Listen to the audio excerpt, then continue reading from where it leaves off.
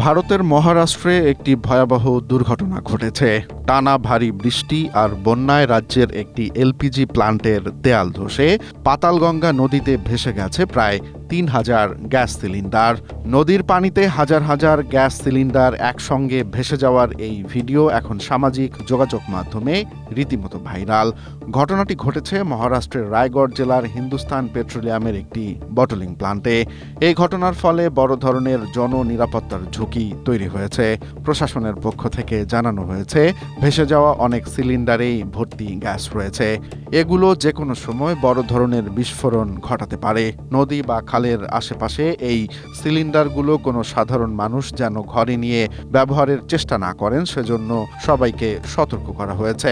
কোনো সিলিন্ডার পরিত্যক্ত অবস্থায় পাওয়া গেলে তা দ্রুত স্থানীয় প্রশাসন বা ডিলারের কাছে জমা দেওয়ার নির্দেশ দেওয়া হয়েছে। মহারাষ্ট্রে গত এক সপ্তাহের বন্যায় জনজীবন এমনিতেই বিপর্যস্ত, তার উপর এই সিলিন্ডার বিপর্যয় যেন নতুন এক আতঙ্ক তৈরি করল।